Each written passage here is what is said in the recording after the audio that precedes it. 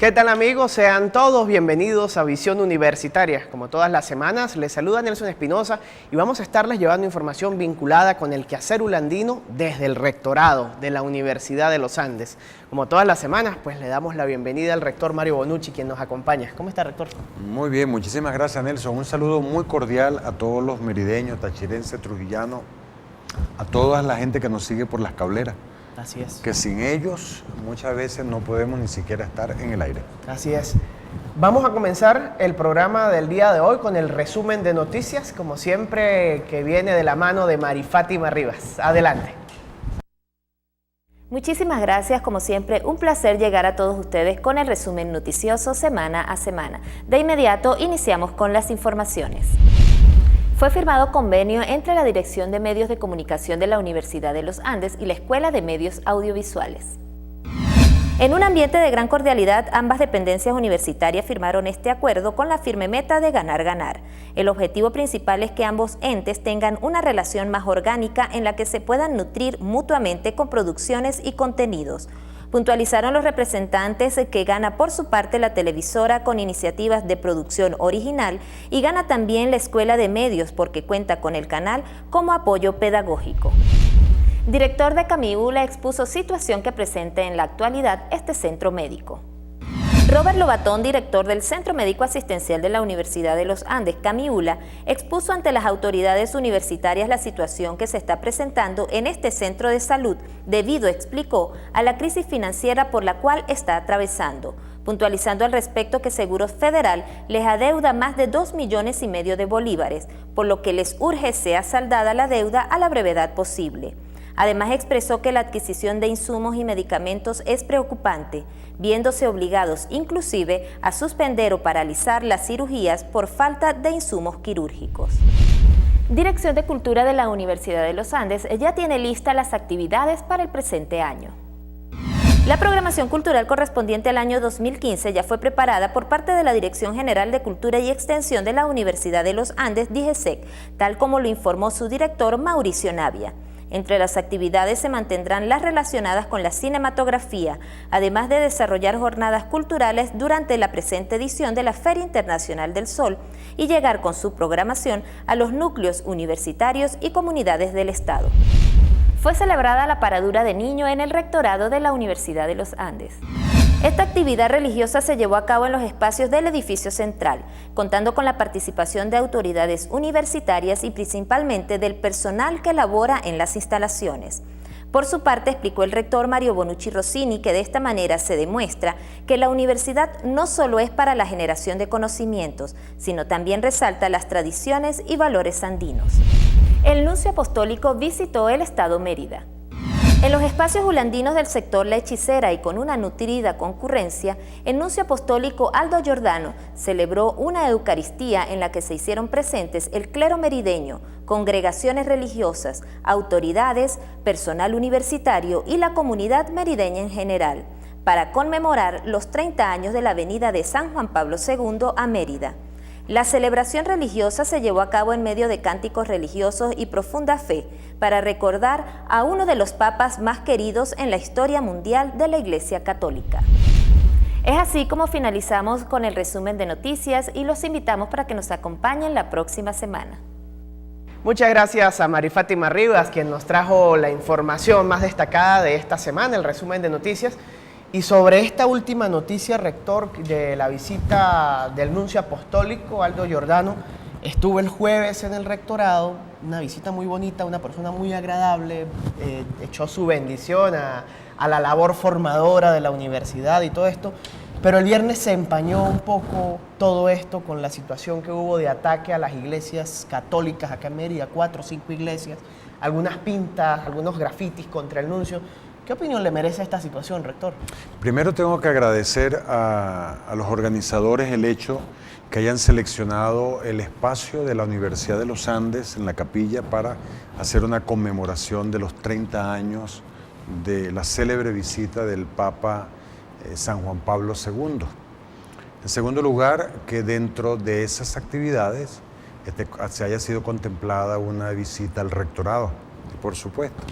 A mis buenos amigos de Jají, de la aldea San Rafael del Macho, también agradecemos que hayan escogido esa zona, una zona hermosa, privilegiada. Lástima que está olvidada de las manos de Dios, entre comillas, no estoy hablando de... Parece que no, sí, porque el nuncio fue para allá. Estoy hablando figurativamente porque, bueno, el alcalde tiene que ponerle la mano a la carretera. Pero lamentamos que desadaptados hayan colocado algunos grafitis en la ciudad en contra del nuncio, en contra de la iglesia, hayan atacado algunas iglesias. Yo debo en primer lugar manifestar que yo soy católico y soy cristiano. Reconozco como máxima autoridad de la iglesia al Papa, por lo tanto reconozco como máxima autoridad de la iglesia a nivel diplomático en Venezuela al nuncio. Reconozco a la conferencia episcopal, reconozco al arzobispo Baltasar Enrique Porras Cardoso, como las autoridades de la iglesia. Yo creo que eso le debemos respeto. Pero además son hombres de bien, son hombres de paz. No se le tira piedra al árbol que no produce fruto.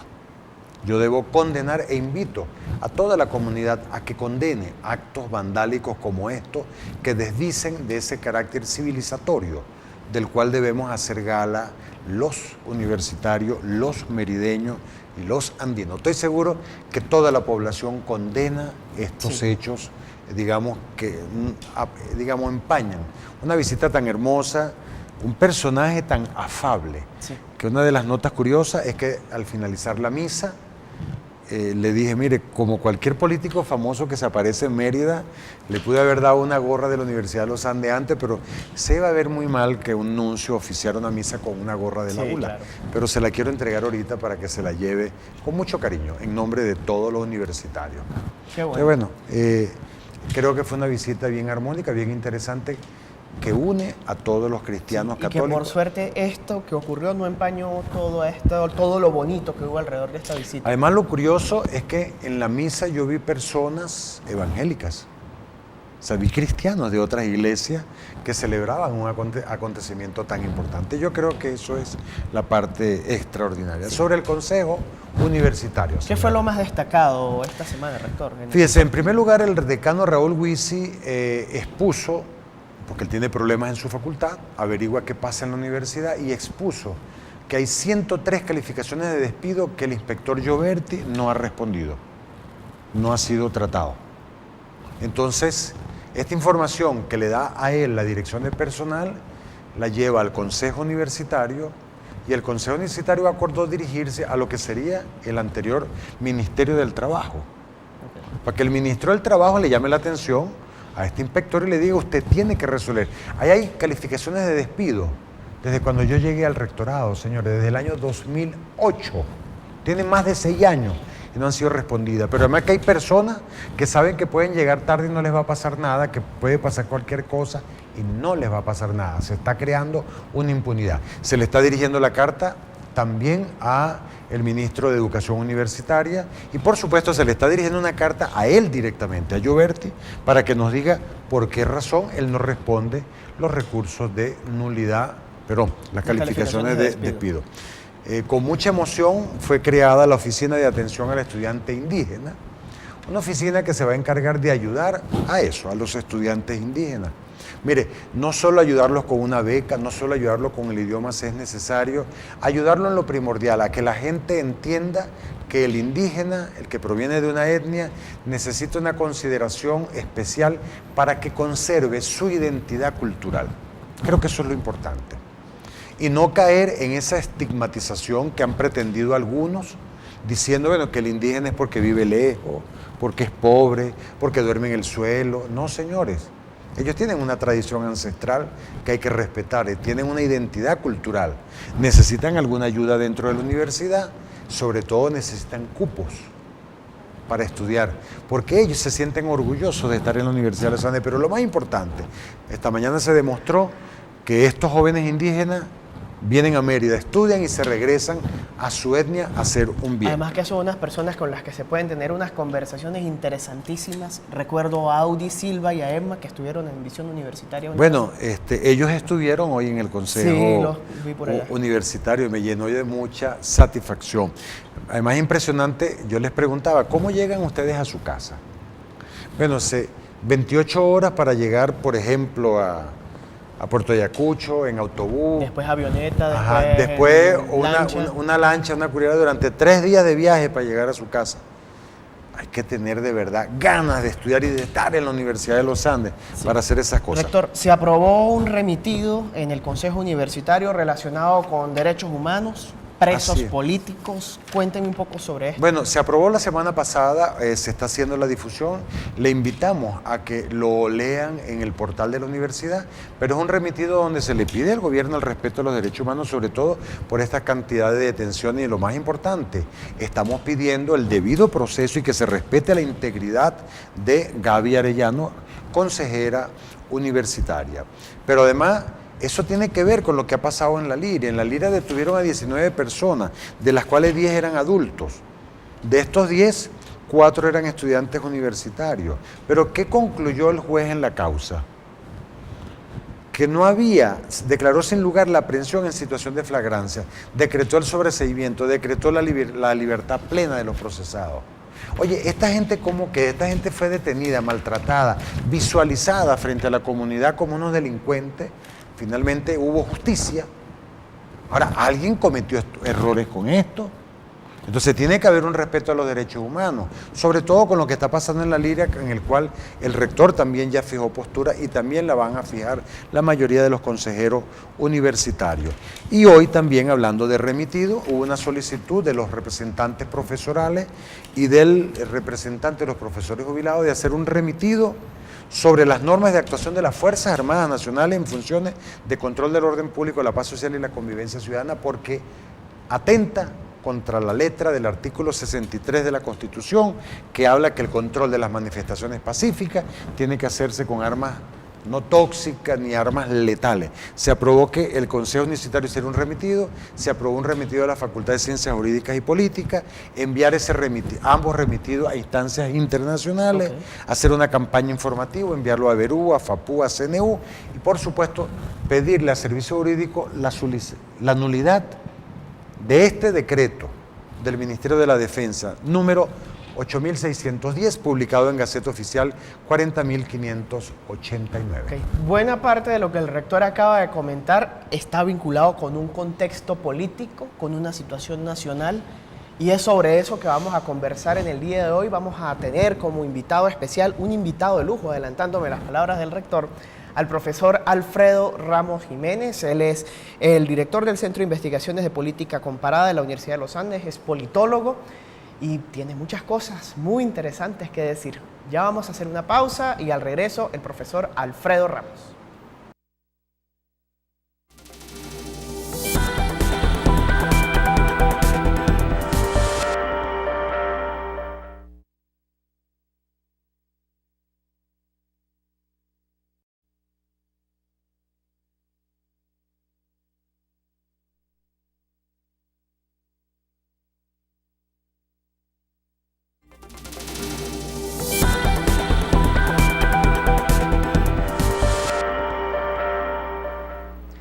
Amigos, estamos de vuelta en Visión Universitaria. Tal y como les comentamos antes de hacer la pausa, le damos la bienvenida al profesor Alfredo Ramos Jiménez, politólogo, director del Centro de Investigaciones de Política Comparada de la Universidad de los Andes y autor del libro que está allá en pantalla, La construcción del orden democrático, burocracia, tecnocracia y meritocracia. Profesor, bienvenido. ¿Cómo está usted? Gracias por la invitación. Siempre que el profesor viene, nos trae un libro nuevo. Sí, además lo que demuestra es extraordinario investigador, prolífico, pero además un hombre que está clarito con lo que hace, con lo que escribe, y por eso nos encanta tenerlo aquí. Y siempre lo decimos, un programa de lujo. Muchísimas gracias por aceptar nuestra invitación a nuestro programa. Fíjate, Alfredo, hemos trabajado el tema de las crisis. Hemos hablado de la crisis en el sector salud, de la crisis en el sector, digamos, en la economía. Hemos hablado de la crisis hasta en el medio ambiente, o sea, el calentamiento global. Hemos hablado de la crisis en educación, en las universidades. Ahora nos gustaría hablar de la crisis política. ¿Existe tal crisis? Existe tal crisis, o sea, podemos tener algunos elementos fenomenológicos que nos permitan dibujar algo que se llame crisis política. ¿Y cómo sería esa crisis? Ese es un poco el tema que queremos conversar contigo y tú eres el experto. Además, el experto que no tiene pelos en la lengua tampoco para decir las cosas. Muy agradecido. Bueno, lo que ocurre, Mario, lo que ocurre es que como investigadores nosotros debemos ser responsables de lo que escribimos y de lo que descubrimos y enseñamos, ¿no? Octavio Paz dijo que los profesores universitarios no solamente se deberían limitar a impartir conocimientos o transmitir conocimientos, sino también experiencias y valores. Es por ello que algunos de nosotros que ya llevamos un tiempo un poco largo en la universidad, tenemos la obligación y la responsabilidad de responder con todo lo que hemos hecho. Y también tenemos que ser coherentes con lo que estamos haciendo. Ahora, ¿hay crisis política en el país? ¿Cómo la podríamos dibujar? Porque hay cuentos que uno oye, uno dice, bueno, el oficialismo es malo, pero la oposición es peor. O hay una crisis económica que está siendo tapada, o hay una crisis política que está siendo tapada, o una solapa a la otra para no mostrarla. ¿Cómo podríamos explicarle a nuestra audiencia si hay o no hay una crisis política? Sí, hace algunos años nosotros en un equipo de trabajo en el Centro de Política Comparada, nosotros lo asumimos como una etapa de transición. La etapa que arrancó con la primera elección de Hugo Chávez era una etapa de transición en la democracia, en la construcción de la democracia en nuestro país. Lo que yo llamo precisamente en este libro la construcción del orden democrático. Ahora bien, esa fase de transición fue crítica todo el tiempo. La palabra crítica viene de la crisis, es decir, nosotros los investigadores siempre tenemos que confrontar nuestras ideas, nuestras percepciones con una situación que no siempre está en equilibrio. Es decir, así como los economistas trabajan cómo lograr el equilibrio, en política, en cambio, nosotros también hablamos con algo equivalente, es decir, cómo construir un orden que sea conveniente para todos. Hoy en día, una palabra que yo comencé a utilizar en este último trabajo tiene que ver con la gobernanza. La gobernanza es una combinación entre la legitimidad y la eficiencia. Legitimidad quiere decir un orden tiene que ser reconocido y aceptado. Por todos. Y eficiente, que esté en capacidad de alcanzar los objetivos que se proponen. Esa es la gobernanza. Porque tradicionalmente las investigaciones se fundaban en la gobernabilidad, es decir, cómo alcanzar el equilibrio, la estabilidad. Pues bien, ese equilibrio y estabilidad en un orden democrático, que además no está demostrado que el orden democrático sea la oferta mejor en estos momentos. Hay una discusión muy grande que yo me detengo en este trabajo precisamente. Es decir, a lo mejor la democracia llevada hasta sus últimas consecuencias impide la eficiencia. Ese es un planteo, en el debate actual. En el debate actual europeo, norteamericano, particularmente, está en el hecho de que cómo alcanzó ese equilibrio, cómo alcanzó a encontrar las instituciones que le permitan realmente garantizar un nivel de desarrollo y de eficiencia al sistema político chino, que no es democrático. Es decir, ¿cuáles son los déficits de políticos que tienen las democracias occidentales? Entonces hay que compararlo con eso, ¿no? En nuestro medio latinoamericano, nosotros que veníamos de regímenes dictatoriales represivos acá, se nos habló de construcción de la democracia desde la década de los años 80.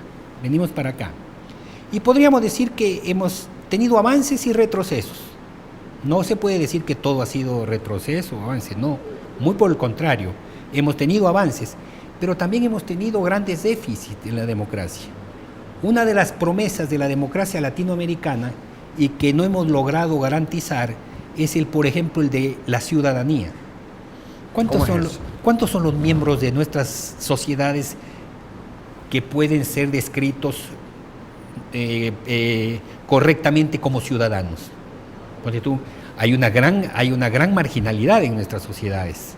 La CEPAL viene de publicar un informe en el que dice que incluso Venezuela es el país que menos avanzó en el combate a la pobreza, ¿no? Cuando hace unos 10 años decía que íbamos bien. ¿Qué fue lo que pasó aquí, ¿no? En este momento? Un régimen político como el venezolano, que en los últimos años, imagínate esta cifra escandalosa, de que hay alrededor de 1.500.000 niños fuera del sistema escolar. Pero eso no es lo que dicen desde el... No, punto de vista esos están oficial. los datos del Instituto de Estadísticas Demográficas, dice que aquí hay 4.500.000 niños, y los datos del Ministerio de Educación, cuántos niños están en el sistema escolar, son un poco más de 3 millones. Ahora, Alfredo, O sea, partamos de allí, ¿no? O sea, datos como este. Hay un dato que me llamó la atención en estos días, y en verdad el rector podría corroborar esto.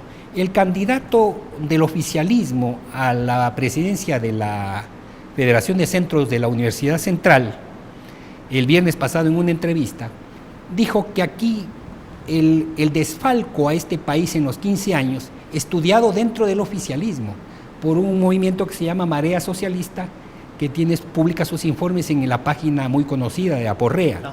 Bien, ahí gráficamente se expuso a cuánto llega el desfalco de los recursos de este país en los últimos 15 años. Se lo llega a poner así. Cuando el ministro Giordani dijo que aquí no habían cuentas de alrededor de 25.000 millones de dólares. por Cadivi. Este candidato del oficialismo, repito, no es de oposición, del oficialismo, dijo que eso equivalía a 70 años del presupuesto universitario. ¿Quién va a dar cuenta de esto?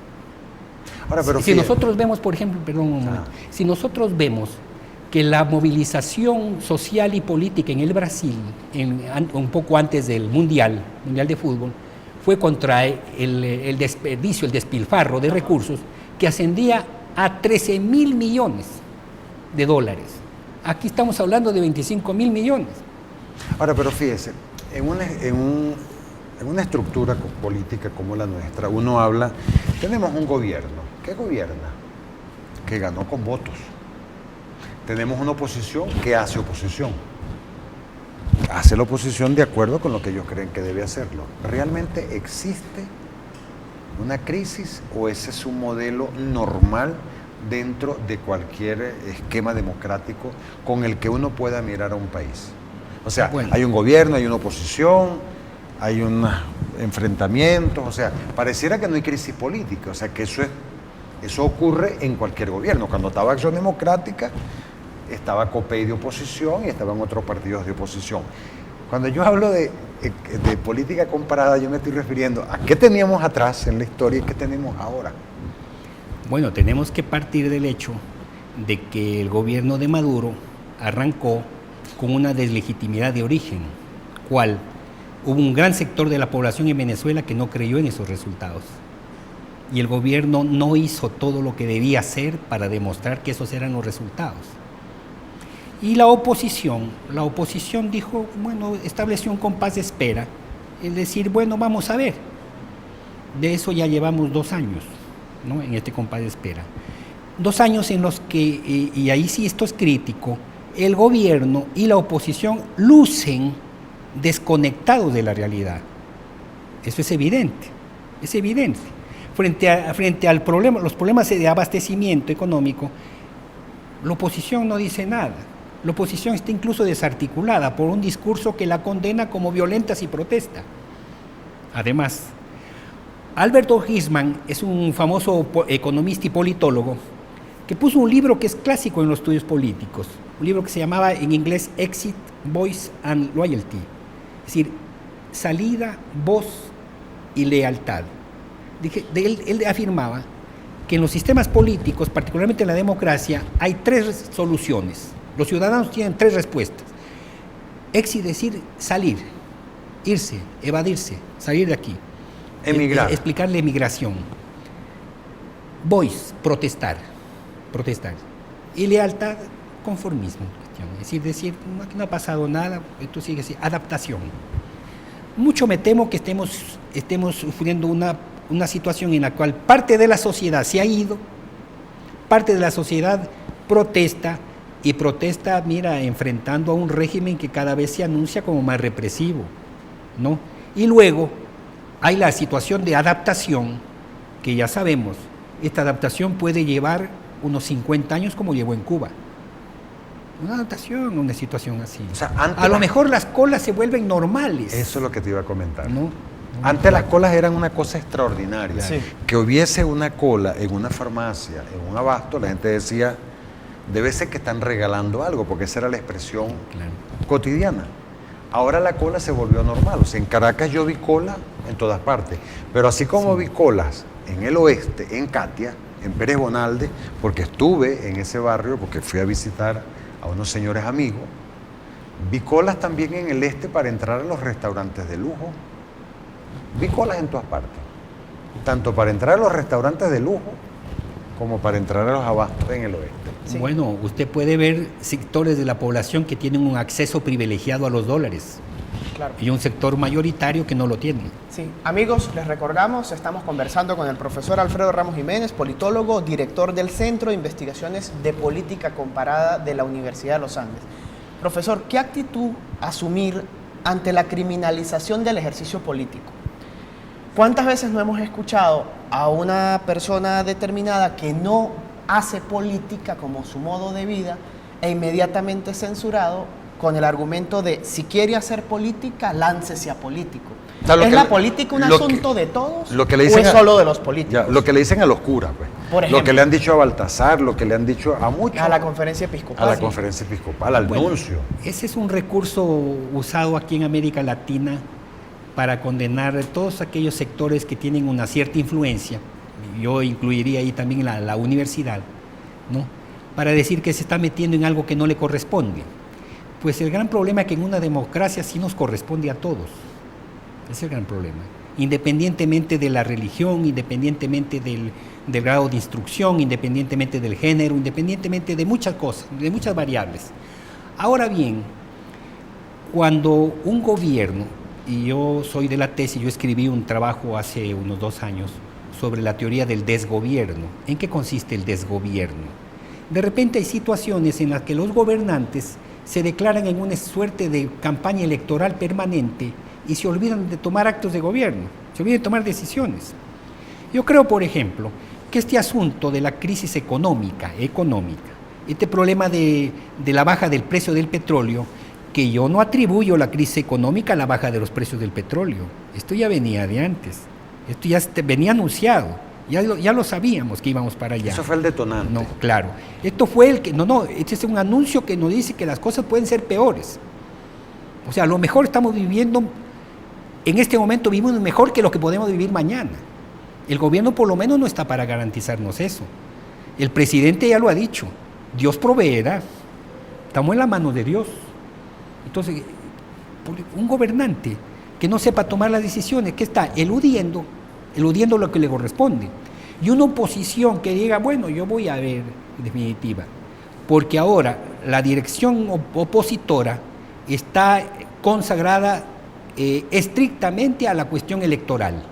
En eso. Pero esta cuestión es mucho más que electoral, es una cuestión política, es una cuestión de poder, es una cuestión de qué sociedad queremos.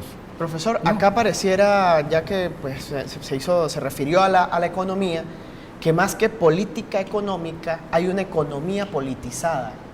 ¿Pudiera ser cierta esta afirmación? ¿Y qué debe privar sobre qué? ¿Deben estar los intereses políticos sobre la economía o viceversa? Es que toda economía es política, desde Marx para acá, Max Weber incluso, la economía es política, es más, estos problemas económicos a los que se refieren los economistas, en este momento, en la experiencia venezolana actual, tiene una solución política. No tiene una solución económica, pero sí tiene una solución política. ¿Cuál? Me dice, ¿cuál? Yo me iba a preguntar yo mismo, ¿no? Pero ya Mario se adelantó, ¿no? ¿Cuál es esa solución? Pues oye, en situaciones de este tipo se impone el diálogo y la constitución de un gobierno de unidad nacional. Aquí no puede haber ya gobernante y opositor, en situaciones así, críticas, en esta situación así. Pero si tenemos un gobierno que descalifica a todos los que se le oponen, a todos los que no piensan lo mismo, entonces la solución es muy difícil. Y una posición que no reacciona tampoco. Es muy difícil. No, cuando a usted le cae en el chantaje de que si usted habla, usted es violento, ¿por qué caímos en ese chantaje? ¿No? En definitiva. Violencia es quien se llevó esos $25,000 millones. ¿Y quién se niega a ¿Quién se lo investigar llevó? eso, además? Eso es violencia. Señor, se está robando el futuro de toda la juventud, de 2 generaciones. Lo de Pudreval. ¿Ya? Bueno, todas estas cosas, entonces, eso es violencia. Violencia no es que alguien por allí critique o que un estudiante lance una piedra. Eso no es violencia directamente, ¿no? Violencia es oiga, ¿cómo usted administra los recursos sin dar cuenta, sin rendir cuentas? Eso es violencia. Usted le limita los recursos a la universidad, prácticamente atropellándolo. ¿Qué es eso? Eso es violencia. ¿Quién provocó esa violencia de llevarnos a los universitarios a tener prácticamente que buscar un trabajo fuera del país? Que es lo que está ocurriendo en nuestra universidad. Es lo que está ocurriendo. Entonces, eso no es violencia, eso es violencia. Sí, haciendo comparaciones, profesor, y para dejar la pregunta en el aire, ya que se refirió a los recursos de la universidad. Mientras en Venezuela las universidades están atravesando una situación ampliamente conocida que todas las semanas mencionamos y todas las semanas escuchan en el Consejo Universitario y todo el mundo conoce muy bien, en Ecuador tienen el Prometeo, por ejemplo, que se está llevando a los mejores profesores de América Latina a pensar en un mejor Ecuador. Mientras aquí tenemos a Cheverito como campaña de turismo, Ecuador invirtió en el Super Bowl, en el entretiempo, en una publicidad que la vieron 120 millones de personas en ese momento.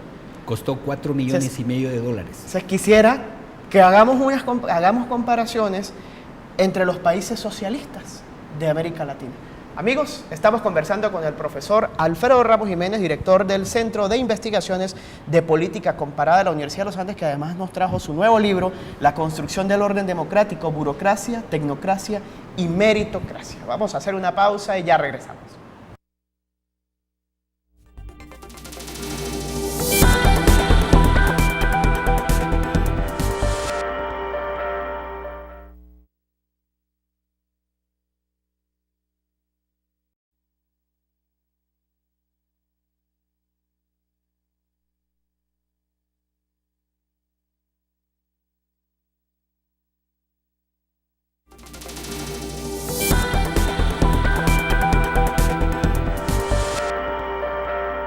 Muy bien, amigos, estamos de vuelta en Visión Universitaria conversando con el profesor Alfredo Ramos Jiménez, politólogo, director del Centro de Investigaciones de Política Comparada.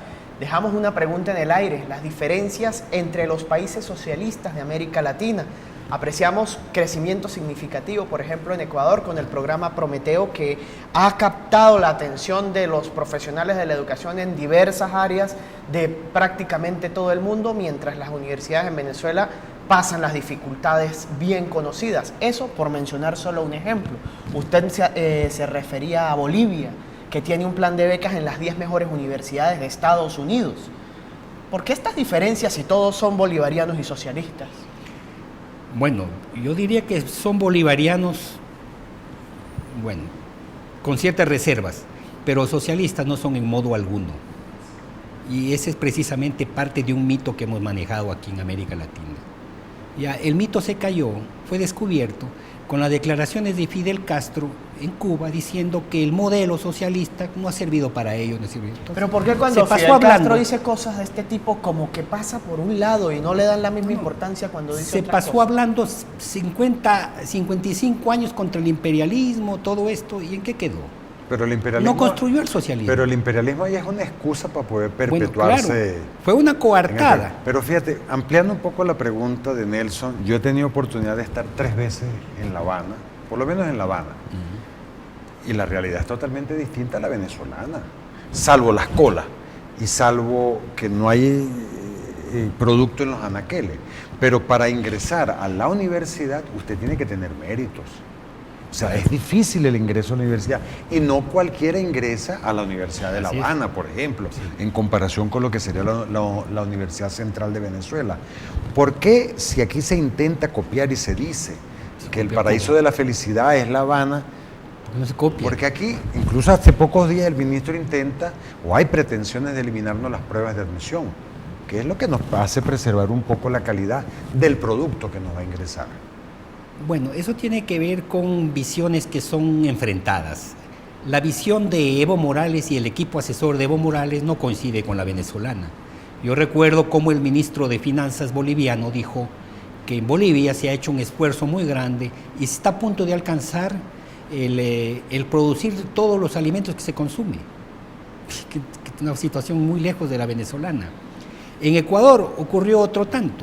Mientras en Venezuela se ha procedido al desmantelamiento del aparato burocrático, y yo me refiero a burocracia, a una burocracia profesional, especializada, neutral con respecto al poder político. Esa es la burocracia beberiana, es la burocracia de un Estado democrático. El Estado democrático presupone la creación de una burocracia efectiva, ¿no?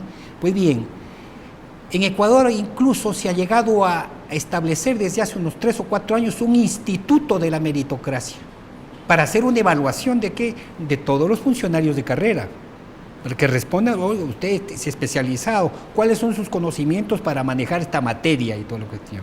Aquí ha ocurrido todo lo contrario. Bueno, como dice Mario, ni siquiera con Cuba ni hablar, no coincide.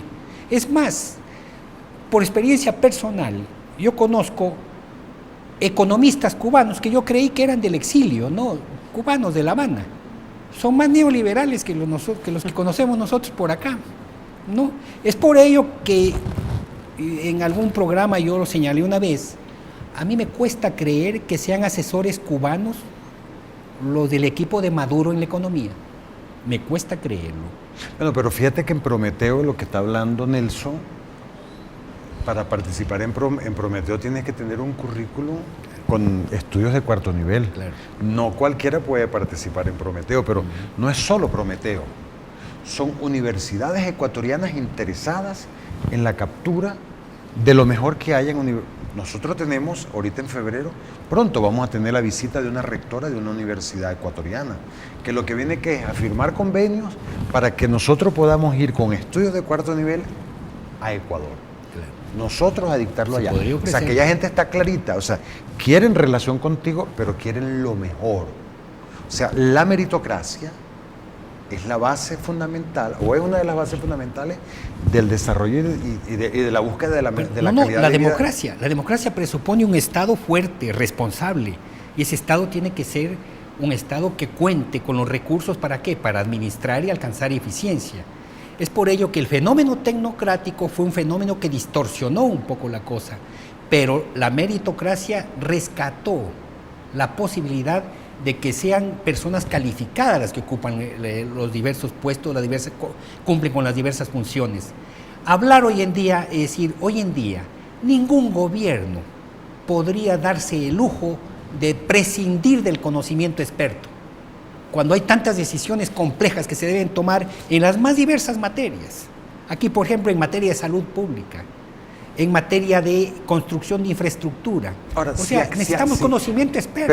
Pero aquí, y ese conocimiento es el que le corresponde a la universidad. Pero aquí, para eso se supone que están las universidades. Pero aquí tenemos bastante expertos. La pregunta que yo hago es, ¿por qué el gobierno no utiliza esos expertos? Y allí tengo que caer en la pregunta clásica nuestra. Si hay una crisis política, hay una solución, ¿en qué puede colaborar la universidad? Y por supuesto la pregunta clave que te hice hace un momento, o sea, ¿por qué si hay alguien experto en economía, ese experto no es llamado al gobierno? ¿Por qué si hay alguien experto en enfermedades tropicales, no es designado ministro de salud en un momento cuando hay epidemia de dengue o de chikungunya, por ejemplo? Es que aquí se creó la matriz, desde los primeros años del gobierno de Chávez, se creó la matriz de que los que no coincidían con la ideología del gobierno no tenían que ser considerados. Prácticamente aquí hubo una discriminación muy grande desde el principio. ¿Y no hay meritocracia en el gobierno? Y ninguna. Okay. Cuando usted ve que cualquiera puede pasar de un Ministerio de Educación a la Cancillería, o de Finanzas puede pasar a las cuestiones eléctricas y así por el estilo, cuando ve una rotación de ministros que son parecidos, similares, usted dice, ¿dónde está la especialización? Sí, si es lo mismo economía y mañana educación. Entonces, perdón, aquí ha habido un descalabro, y solamente el dólar a 100 por barril fue el que permitió realmente este abuso. El petróleo a 100 dólares. El petróleo, sí. A 100 dólares el barril. Sí. Entonces, solamente eso permitió este abuso. Entonces, hoy en día ya no es ni siquiera de explicárselo, eso está en todos los textos, está en todas las ideas. El equipo económico de Correa, que dicen que fue descartado por el gobierno de Maduro, podría haber dado una respuesta a esta inquietud que tú tienes. Perdóneme, ¿por qué funciona bien el sistema político y económico en Bolivia? ¿Por qué funciona bien en Nicaragua? y no funciona en Venezuela. ¿Por qué tenemos nosotros los venezolanos que sufrir este nivel de inflación que va hasta los 60, 70 y que nos amenaza con los 3 dígitos muy pronto? ¿No? ¿Por qué las colas a las que todos los ciudadanos son testigos, ¿no?, hoy en día, no se daban ni siquiera en los gobiernos de la hiperinflación como el argentino y el peruano de hace unas 2 décadas, ¿no? Definitiva. Es decir, ¿qué fue lo que ocurrió aquí? ¿Cuál es la originalidad de este modelo de aquí? Y ante el todo modelo, este el panorama desprecio, perdón, el desprecio por la inteligencia, el desprecio por los que saben. Estamos pagando muy caro, la ciudadanía está pagando muy caro, ¿no? ¿Por qué? Porque de repente cualquiera podía ser ministro, cualquiera podía tomar las decisiones en los más diversos campos. ¿Y qué hacer en ese fue el panorama, error, profesor? ese fue el error. Bueno, la verdadera construcción de un sistema democrático tiene que seguir patrones en los cuales realmente la discusión está muy grande. Cuando el gobierno norteamericano quiso meter mano en la racionalización de la burocracia en los Estados Unidos, llegó a cometer un error. Prácticamente quiso convertir a los ciudadanos en clientes. Y eso no funciona así. No funciona. Es decir, la tecnocracia no funciona. Claro, el gobierno no puede decirle a un burócrata qué es lo que tiene que hacer. Muy por el contrario. El burócrata es el que tiene que decirle al gobierno esto hay que hacerlo así. El burócrata, eso fue lo que ocurrió. El burócrata entendido en su mejor concepto. En el sentido weberiano. Sí, sí. En el sentido que eso está claro. Ningún gobierno democrático puede prescindir de una burocracia efectiva en este punto. Primero hay que reivindicar el concepto entonces. Y luego realmente prescindir del conocimiento, y yo repito, el conocimiento experto que es el que se cultiva en las universidades. Bien, tú acabas de decir el ejemplo cubano, el ejemplo de todas las universidades. ¿Qué fue lo que ocurrió en Venezuela? Aquí se nos ha venido a decir que contamos con cuántos millones de estudiantes, cómo es la cosa, cuando no contamos con los suficientes profesores. Hay universidades que tienen doctorado y que no tienen biblioteca. Pero además ¿Cómo? Entonces, ¿de qué estamos hablando? Estamos hablando en serio. Pero además que muchas de estas cifras uno pide siempre el sustento, uno dice, muéstreme la base de datos, muéstreme el reporte estadístico, muéstreme el indicador elaborado conforme a los parámetros internacionales, y no, lo que tú oyes es un discurso y dicen, cree en mí, en lo que te estoy diciendo. Por ejemplo, yo siempre me pregunto, ¿cuántos estudiantes tiene la educación universitaria en el país? ¿Dónde está el reporte? ¿Dónde está el libro? O sea, en la Cuarta República, la OPSU elaboraba un libro, un reporte estadístico, que tú lo abrías y decías, aquí hay tantas... Es que yo no sé ni siquiera cuántas universidades hay. Es más, hay universidades que yo no sé ni dónde quedan. Yo los veo en el CNU y yo digo, ¿y dónde quedará esa universidad? Pero hay universidades cuyos rectores son empleados. Hay una universidad en Los Llanos cuyo rector era un alcalde, dejó la alcaldía y ese funcionario público ahora es el rector de esa universidad. Y no es el único. Y esto de las aldeas universitarias, ¿de dónde sacaron eso? Aldea universitaria. Aldea es algo local. Universidad, pues, es lo global, lo todo. Hay una contradicción. ¿A quién se le ocurrió? ¿Cuál fue el genio que inventó esas cosas? Ahora, ¿qué puede hacer la Universidad de los Andes, la Universidad Venezolana, para influir en que realmente podamos construir un orden democrático, que satisfaga las necesidades lo que le corresponde a la universidad, pueblo? la formación de los cuadros que necesita todo régimen democrático, todo gobierno que quiere ser... Así no nos quieran. Todo gobierno que quiere ser eficiente. Así no nos quieran. Tiene que contar con este conocimiento que sale de nuestras universidades. Y el dato curioso, que es difícil aceptar para gente que viene de países vecinos, es el hecho de que los cuadros de este gobierno salieron de nuestras universidades. Así es. La mayor parte. Los que están en el Parlamento tienen grados de nuestras universidades, de las universidades públicas, autónomas. Quisiera, ya se nos acaba el tiempo y no quisiera desaprovechar la oportunidad para que nos hable del libro La construcción del orden democrático, burocracia, tecnocracia y meritocracia. Pero antes de que él hable, 30 segundos nomás. Yo respeto mucho a Alfredo Ramos Jiménez y lo tengo que decir en este momento antes de que él empiece a hablar de su libro, porque en una oportunidad un ministro en el CNU dijo, pero es que ustedes en las universidades no están analizando el socialismo del siglo XXI, no están escribiendo del socialismo del siglo XXI, y por supuesto yo en la siguiente sesión del CNU me llevé los libros de Alfredo Ramos Jiménez y le dije, mire, acá tiene una muestra del material de mi universidad, aquí sí hacemos análisis. Que el análisis a lo mejor a usted no le va a gustar, eso es otra cosa. Pero nosotros estamos tratando de descarnar lo que es el socialismo. Es que la universidad no es para enseñar doctrinas, para enseñar religión. Eso no es una cuestión, no es así. ¿Y este nuevo libro? No, bueno, Con este libro, creo yo, modestamente, quise abrir o participar en un debate que ya está abierto en el ámbito norteamericano, europeo y en ciertas universidades latinoamericanas. Esta es la propuesta que nos va a ocupar en los próximos años, es decir, cómo garantizar el orden democrático. Cuando yo decía hace un momento que las soluciones autoritarias, particularmente del ejemplo chino, pueden llegar a hacer dudar de la democracia a nuestros ciudadanos. Así que a lo mejor esta democracia de a cada ciudadano un voto no es tan racional y eficiente, se podría demostrar.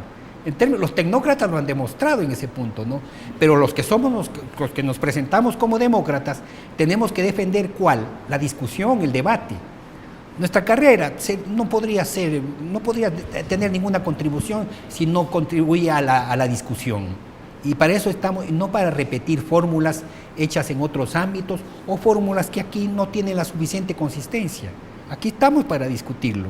Lo que ocurre es que en Venezuela no hubo en estos últimos años, no ha habido discusión, no ha habido debate. Ha habido dos mundos que se daban la espalda uno al otro, ¿no? Quiere decir que el ejercicio democrático, por lo que usted está diciendo, no se reduce al ejercicio electoral, que es algo que se ha tratado de hacer creer aquí en muchas ocasiones. Bueno, lo electoral es una parte de la democracia, ¿no? Pero no es suficiente.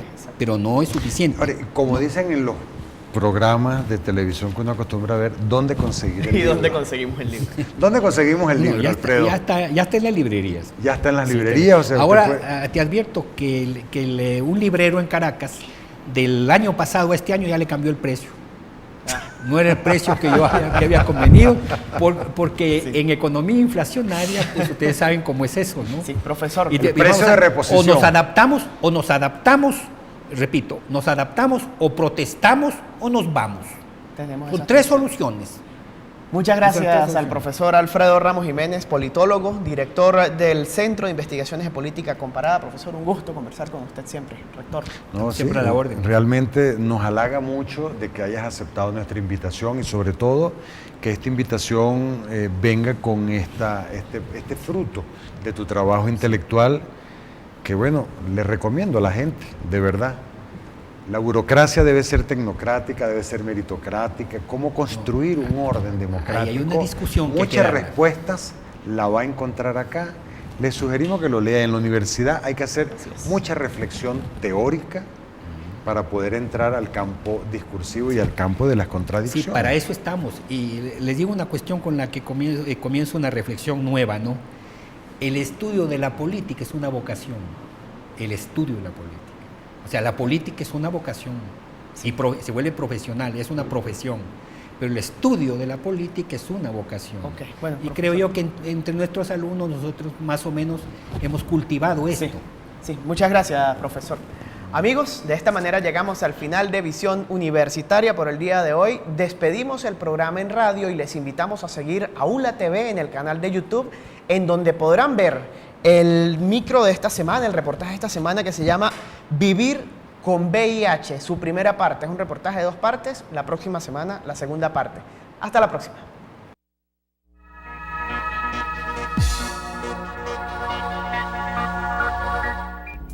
Han transcurrido más de 3 décadas desde que se conoció la existencia del virus de inmunodeficiencia humana, VIH, y de la enfermedad Síndrome de Inmunodeficiencia Adquirida, SIDA. Sin embargo, todavía hay desinformación y discriminación hacia las personas que lo portan.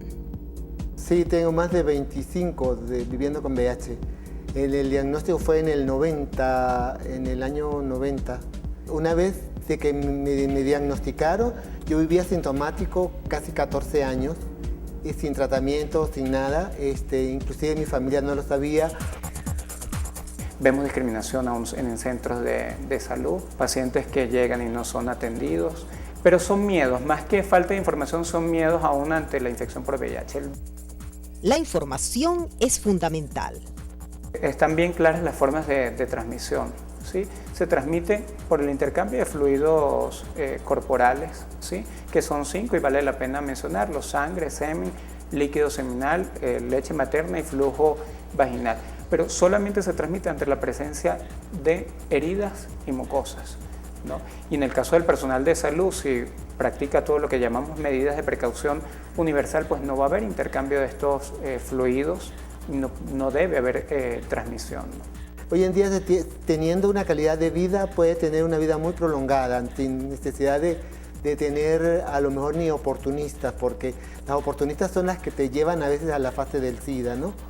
Y a las personas que estén recién diagnosticadas ahorita, yo les diría que lo que hay que hacer es controlarse, ¿no? Ir a buscar asesoría de las personas que están hoy en día, que se prestan gratuitamente para darle un asesoramiento, para canalizarles, para llegar a la chebula, donde ahí le van a dar el médico tratante, le va a dar los medicamentos o los pasos a seguir para tener una buena calidad de vida. Y el mito urbano es que el VIH no existe.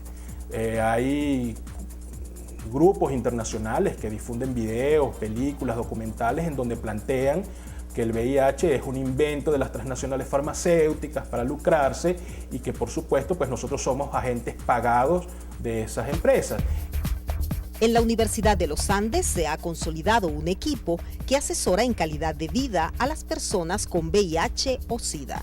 Afortunadamente aquí el equipo de salud en eso sí ha estado entrenado porque siempre ha habido el hecho reiterativo del refrescar los conocimientos.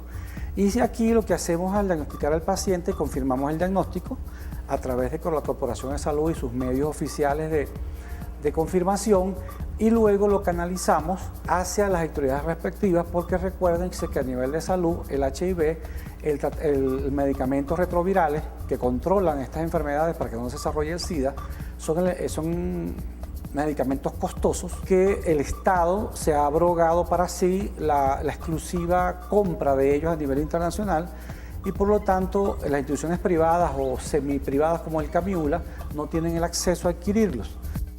Apoyo, información y actuar de manera adecuada puede aportar una mejor calidad de vida para quienes tienen VIH y posteriormente desarrollan el SIDA. El compromiso es de todos.